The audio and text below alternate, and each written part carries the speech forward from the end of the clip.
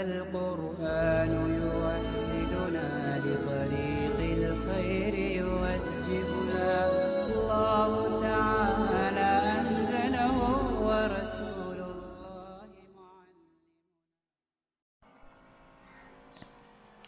بسم اللہ الرحمن الرحیم۔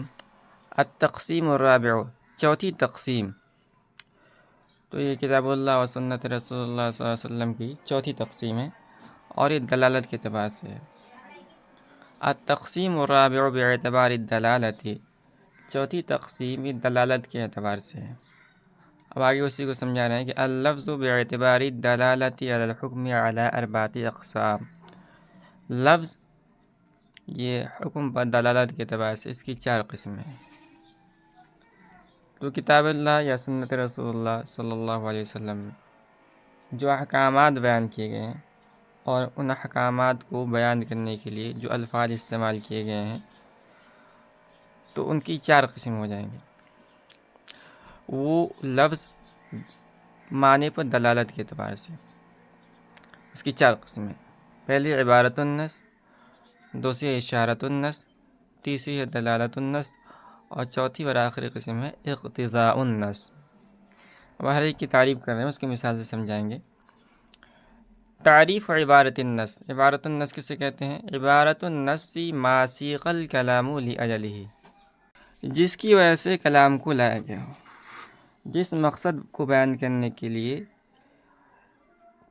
یا جس حکم کو بیان کرنے کے لیے کلام کو لایا گیا ہے اس کو کہا جائے گا عبارت النص۔ ما سیق الکلام لأجلہ وارید بہ قصدا، عبارت النص کہتے ہیں جس کی وجہ سے کلام کو لایا گیا ہو اور اس کا قصد کیا گیا ہو، ارادہ کیا گیا ہو۔ كقوله تعالی وعلى المولود له رزقهن وكسوتهن، جیسے کہ باری تعالیٰ کا ارشاد ہے کہ جس کے لیے بچے کو جنا گیا ہے اس کے ذمے اس بچے کا رزق اور کسوہ ہے، یعنی نان و نفقہ ہے۔ اب اس آیت کے اندر آپ غور کریں گے اور بہت زیادہ غور و فکر کریں گے تو بہت سارے اس سے احکامات نکلتے ہیں، لیکن جو آیت کا اصل مقصد ہے وہ ہے کہ والد کے ذمے بچے کی ماں کا نان و نفقہ ہے، یعنی شوہر کے ذمے اس کی بیوی کا نان و نفقہ ہے۔ اگر بیوی مطلقہ ہے تو بھی، اور اگر بیوی اس کے نکاح میں موجود ہے تو بھی شوہر کے ذمے نان و نفقہ ہے۔ سیق لایجاب نفقتها و کسوتها، کہہ رہے ہیں کہ جو آیت کو لایا گیا ہے اور آیت سے جو مقصود ہے وہ ہے کہ شوہر کے ذمے، بچے کے باپ کے ذمے اس کی ماں کا، اس بچے کی ماں کا نان و نفقہ ہے۔ حکم ہو، عبارت النص کا حکم یہ ہے کہ وجوب ما ثبت به قطعا، عبارت النص سے جو حکم ثابت ہو رہا ہے اس پر یقینی طور پر عمل کرنا واجب ہے۔ تو جو حکم عبارت النص سے ثابت ہو اس پر یقینی طور پر عمل کیا جائے گا۔ دوسری قسم ہے اشارت النص۔ اشارت النص کسے کہتے ہیں؟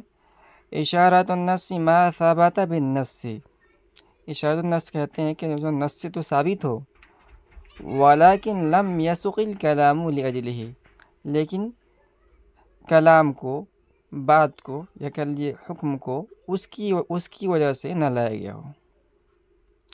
فلا یکون ظاہرا من کل وجہ، تو اشارت النص یہ من کل الوجوہ ظاہر نہیں ہوتا ہے، یعنی غور و فکر کی ضرورت پڑتی ہے۔ تو اصل جو آیت یا کہہ لیجیے حدیث ہے اس کو جو ذکر کیا گیا ہے، اس کو جو بیان کیا گیا ہے وہ مقصود کچھ اور ہی ہے، اس کے اندر غور و تدبر کے بعد ایک اور حکم ہمیں معلوم ہو رہا ہے، اس کو ہم کہیں گے اشارت النص۔ كقوله تعالی وعلى المولود له، یہی آیت اوپر گزری ہے، وعلى المولود له رزقهن وكسوتهن۔ تو اس آیت کے اندر ہم نے اوپر پڑھا کہ آیت کو جو لایا گیا ہے یہ اس مقصد سے لایا گیا ہے، اس مقصد کو بیان کرنے کے لیے، اس حکم کو بیان کرنے کے لیے لایا گیا ہے کہ جو بچے کی ماں ہے اس کا نان و نفقہ شوہر کے ذمہ ہے۔ لیکن اس سے یہ بات بھی معلوم ہو رہی ہے کہ جو نسب ہوتا ہے وہ باپ کی طرف منسوب ہوتا ہے، ماں کی طرف منسوب نہیں ہوتا ہے۔ دیکھیے مولود یہ اس مفعول کا صیغہ ہے، اس کے معنی آتے ہیں جنا گیا، اور لہو میں لام اختصاص ہے۔ تو اب مطلب یہ ہے کہ خاص وہ شخص جس کے لیے بچہ جنا گیا ہو۔ معلوم ہی ہوا کہ بچے کا نسب باپ سے ثابت ہوگا، ماں سے ثابت نہیں ہوگا۔ اسی کو بیان کیا فی اشارۃ الی ان النسب الی الآباء، کہہ رہے ہیں اس آیت کے اندر ہمیں اشارت بات معلوم ہو رہی ہے کہ نسب یہ باپ سے ثابت ہوگی۔ یہ بات یہاں پوری ہوئی۔ اب جو ہے اس کا حکم کیا ہے؟ حکم وجوب ما ثبت به قطعا، اشارت نص کا حکم یہ ہے کہ اس سے جو حکم ثابت ہوگا اس پر یقینی طور پر عمل کیا جائے گا، یقینی طور پر عمل کرنا واجب ہے۔ الا ان عبارت النص احق عند التعارض، کہہ رہے ہیں لیکن تعارض کے وقت، یعنی جب عبارت النص اور اشارت النص کے اندر تعارض ہو جائے تو اس وقت ترجیح جو دی جائے گی عبارت النص کو دی جائے گی۔ کیوں؟ اس لیے کہ کلام کا جو اصل مقصود ہوتا ہے وہ عبارت النص ہوتا ہے، اور آسان لفظ میں کہیں تو عبارت النص یہ اشارت النص کے مقابلے کے اندر اقوا ہوتا ہے۔ اس کی مثال میں نے ذکر نہیں کیا، اس لیے فقہ کی دیگر کتابوں کے اندر آپ پڑھیں گے اس کی مثال، بہت ساری مثال ہے۔ اس میں سے ایک مثال یہ ہے کہ ایک لمبی حدیث میں ہے کہ عورت اپنا آدھا زمانہ بیٹھی رہتی ہے، نہ نماز پڑھتی ہے نہ روزہ رکھتی ہے۔ اب اس حدیث کے اندر غور کریں گے تو اس سے یہ اشارت میں یہ بات معلوم ہوتی ہے کہ حیض کی اکثر مدت 15 دن ہے، تبھی تو آدھا ہوگا۔ مثال کے طور پر اگر ایک عورت کی عمر 60 سال ہے تو 30 سال تک وہ بیٹھی رہے گی، یعنی بیٹھنے کا مطلب ہے کہ نماز نہیں پڑھے گی، نماز نہیں پڑھے گی مطلب یہ ہے کہ اس کو حیض آ رہا ہے۔ تو حیض کی اکثر مدت اس حدیث سے معلوم ہوتی ہے کہ 15 دن ہے، اور یہی امام شافعی رحمۃ اللہ علیہ کا مسلک ہے۔ وہاں کے دوسری حدیث میں ہے، صاف صاف ہے، عبارت النص ہے کہ عورت کی جو حیض ہے، حیض کی مدت ہے وہ کم از کم 3 دن ہے، 3 دن 3 رات ہے، اور زیادہ سے زیادہ 10 دن ہے، اور یہ حدیث 6 صحابہ سے مروی ہے۔ تو عبارت النص سے تو معلوم ہو رہا ہے کہ حیض کی اکثر مدت 10 دن ہے، اور اشارت النص سے معلوم ہو رہا ہے کہ حیض کی اکثر مدت 15 دن ہے۔ تو دونوں کے اندر تعارض ہو گیا، تو ہم ترجیح کس کو دیں گے؟ عبارت النص کو دیں گے، اور ہم کہیں گے کہ حیض کی اکثر مدت جو ہے وہ 10 دن ہے، اور یہی امام ابو حنیفہ رحمۃ اللہ علیہ کا مسلک ہے۔ اس کے بعد تیسری قسم ہے دلالت النص۔ دلالت النص کس کہیں گے؟ ما ثبت بعلت النص لغتا لا اجتہادا، کہہ رہے ہیں کہ دلالت النص کہتے ہیں کہ جو نص کی علت سے ثابت ہو لغتاً، اجتہادا نہیں۔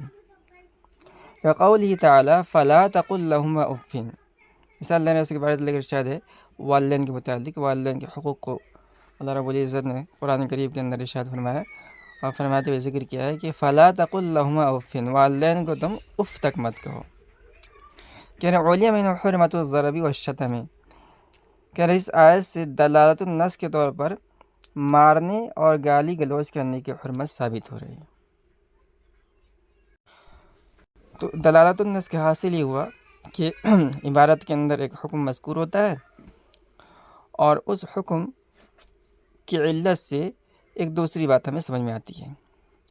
تو جو بات ہمیں سمجھ میں آتی ہے وہ اجتہاد اور استنباط سے سمجھ میں نہیں آتی۔ اگر اجتہاد اور استنباط سے سمجھ میں آئے تو اسے قیاس کہا جائے گا، بلکہ لغت و زبان کی روح سے وہ بات ہمیں سمجھ میں آ رہی ہے۔ آیت کے اندر دیکھیے اللہ نے فرمایا کہ فلا تقل لهما اف، یعنی ماں باپ کو تم ہوں تک، اف تک مت کہو۔ تو اس سے ان کو مارنا اور گالی گلوچ دینا یہ حرام ہے، یہ بات ہمیں دلالت النص کے طور پر معلوم ہو رہی ہے، کیونکہ اف کہنے کی ممانعت کی علت ہے تکلیف پہنچانا، اور یہ علت ہر صاحب زبان سمجھتا ہے۔ تو اسی علت کو ہم بنیاد بنا کر ہمیں کہیں گے جب اف کہنے کی جو علت ہے وہ تکلیف پہنچانا، یہ علت گالی گلوچ کے اندر بطور اعلیٰ پائی جا رہی ہے، لہذا گالی گلوچ اور مارنا یہ اس کی حرمت بھی اسی سے ثابت ہو جائے گی۔ حکم ہو، دلالت النص کا حکم کیا ہے؟ کہ وجوب ما ثبت به قطعا، دلالت النص سے جو حکم ثابت ہوگا اس پر یقینی اور قطعی طور پر عمل کیا جائے گا۔ وتفید عموم الحکم لعموم علته، کہنے کہ اور یہ عموم حکم کا فائدہ دے گا اس کے، یعنی عبارت النص کی علت کے عام ہونے کے وقت۔ تو یہ بات آپ جان لیجئے کہ جو احکامات ہوتے ہیں، یعنی قرآن و حدیث کے اندر جو بھی حکم دیا گیا ہے وہ معلل بالعلت ہوتے ہیں، اور پھر اس علت کو بنیاد بنا کر حکم کو دوسری جگہ منتقل کیا جاتا ہے۔ عبارت النص میں اگر مذکور حکم کی علت عام ہو تو دلالت النص سے ثابت ہونے والا حکم بھی عام ہوگا۔ چوتھی اور آخری قسم ہے اقتضاء النص۔ اقتضاء النص کسے کہتے ہیں؟ کہہ رہے ہیں کہ اقتضاء النص ما لا يمكن العمل بالنص الا بشرط تقدمه علیہ۔ اقتضاء النص کہتے ہیں کہ نص پر عمل کرنا ممکن نہ ہو مگر اقتضاء کے اس نص پر مقدم ہونے کی شرط کے ساتھ۔ مثال سے سمجھا رہے ہیں کہ قوله انت طالق یقتضی ثبوت الطلاق، کہنے جیسے کہ کس نے کہا انت طالق، تو یہ طلاق کے ثبوت کا تقاضا کرتا ہے۔ اسی طرح وقوله علیہ السلام رفع عن امتی الخطأ والنسیان ای حکمہما، حضور پاک صلی اللہ علیہ وسلم کی حدیث ہے کہ میری امت سے خطا و نسیان کو اٹھا لیا گیا ہے، یعنی خطا و نسیان کے حکم کو اٹھا لیا گیا ہے۔ تو اقتضاء النص کو ہم سمجھتے ہیں، اقتضاء النص کا مطلب، اقتضاء النص کا خلاصہ یہ ہے، اقتضاء النص کا خلاصہ یہ ہے کہ اقتضاء النص نص میں ایسی زیادتی کا نام ہے جس کے بغیر کلام درست نہ ہو اور نص پر عمل کرنا بھی ممکن نہ ہو۔ جیسے کوئی کہے اپنی بیوی سے کہ انتی طالق، تو طلاق والی ہے، تو یہ بات طلاق کے ثبوت کو چاہتی ہے، یعنی پہلے طلاق کا ثبوت ہوگا تبھی تو طلاق والی ہوگی۔ اسی طرح حدیث کے اندر ہے کہ رفع عن امتی الخطأ والنسیان، میری امت سے بھول اور چوک اٹھا دی گئی ہے۔ حالانکہ ہم جانتے ہیں کہ ہم سب سے بھول چوک ہو ہی جاتی ہے، تو اس میں ایک اقتضاء کو ہم مقدر مانیں گے، اور ہے کہ رفع عن امتی حکم الخطأ والنسیان، تو یہ جو حکم ہے جس کو ہم نے یہاں مقدر مانا ہے اس کو کہا جائے گا اقتضاء النص۔ اس کا حکم کیا؟ اس کا حکم ہے یثبت المقتضى بالضرورت، کہنا حکم ہو یثبت المقتضى بالضرورت، کہنا مقتضیٰ بالضرورت ثابت ہوگا، فیتقدر بقدرها، لہذا بقدر ضرورت مقدر ہوگا۔ اب دیکھیے آگے چل کے پڑھیں گے فقہ قاعدہ کہ الضرورت تتقدر بقدرها، تو اقتضاء النص کے اندر ہم جو مقدر مانتے ہیں بطور اقتضاء وہ ضرورتاً ہوتا ہے، اور ضرورت بقدر ضرورت ہی مقدر مانی جاتی ہے۔ تو اقتضاء النص سے جو حکم ثابت ہوگا وہ یعنی جتنے سے کلام درست ہو جائے اور حکم پر عمل کرنا ممکن اتنا ہی مانا جائے گا، اس سے زیادہ نہیں۔ تو مثال کے طور پر انتی طالقن کے اندر کس نے اپنی بیوی سے کہا انتی طالقن، تو طلاق والی ہے، تو ہم نے بطور اقتضاء مانا کہ جب اس کو پہلے طلاق پڑے گی تبھی تو طلاق والی ہوگی، تو بس اتنے سے ہی کلام درست ہو جاتا ہے۔ اب اگر وہ کوئی کہے انتی طالقن، میں نے اسے 3 طلاق مراد لیا، تو یہ صحیح نہیں ہوگا۔ کیوں؟ کیونکہ یہ ضرورت سے زیادہ ہے۔ فلا يصح نیت الثلاث فی انتی طالقن، کہ انتی طالقن اگر کوئی کہے اور اس سے ثلاثن مراد لے کہ میں نے 3 طلاق نیت کی ہے، تو عورت پر 3 طلاق نہیں پڑے گی۔ کیوں؟ کیونکہ انتی طالقن کے میں جو ہے بطور اقتضاء ثلاثن مقدر ماننا یہ ضرورت سے زیادہ ہے۔